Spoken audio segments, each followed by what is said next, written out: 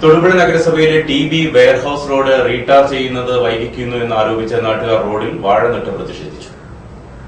നഗരസഭ 6-7 വാർഡുകൾ വിഭജിച്ച് കടന്നുപോകുന്ന റോഡ് നന്നാക്കിയിട്ട് 3 വർഷത്തിലേറെയായി. ടാറിംഗ് തകർന്നതിനെ തുടർന്ന് നാട്ടുകാർ പ്രതിഷേധിക്കുകയായിരുന്നു.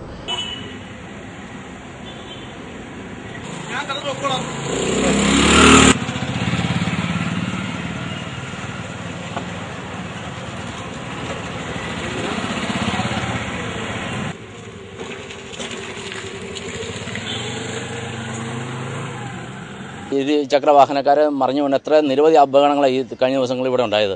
ഈ മണലിൽ ഈ റോഡിൽ വളവിൽ പല വണ്ടികളും യന്ത്ര തകരാൻ മൂലം കേടായി കിടക്കുന്ന അവസ്ഥ ഞങ്ങൾ ഈ കഴിഞ്ഞ ദിവസങ്ങളൊക്കെ ഒത്തിരി കാണാനിടയായി.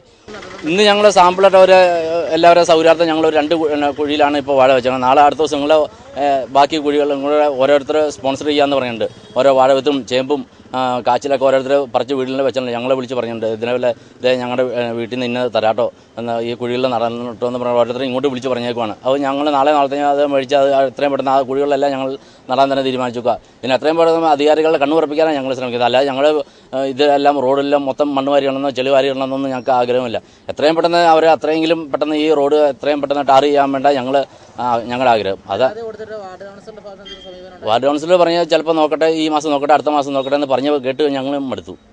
കയറി 1 മാസം കഴിഞ്ഞപ്പോൾ പറഞ്ഞാൽ 8 ലക്ഷം രൂപ അനുവദിച്ചിട്ടുണ്ട്. 4 ലക്ഷം 6-ാം വാർഡിനും 4 ലക്ഷം 7-ാം വാർഡിനും. അത് എത്രയും പെട്ടെന്ന് ചെയ്യാമെന്നാണ് ഈ 2 വർഷമായിട്ട് ഞങ്ങൾ പറഞ്ഞേക്കുന്നത്. ഈ മഴ മാറി വേനൽ മാറി, മഴ മാറി വേനൽ മാറി, എന്നിട്ടും ഈ റോഡിന് മാത്രം യാതൊരു വിധ നടപടികളും അവർ ഇതുവരായിട്ടും കൈക്കൊണ്ടായിട്ട് ഞങ്ങൾക്ക് ഇതുവരായിട്ടും കാണാൻ കഴിഞ്ഞിട്ടില്ല. 8 ലക്ഷം രൂപ അനുവദിച്ചതായി വാർഡ് കൗൺസിലർമാർ അറിയിച്ചു. ടെൻഡർ നടപടികൾ ഡിസംബറിനുള്ളിൽ പൂർത്തിയാകുമെന്നും അവർ വ്യക്തമാക്കി.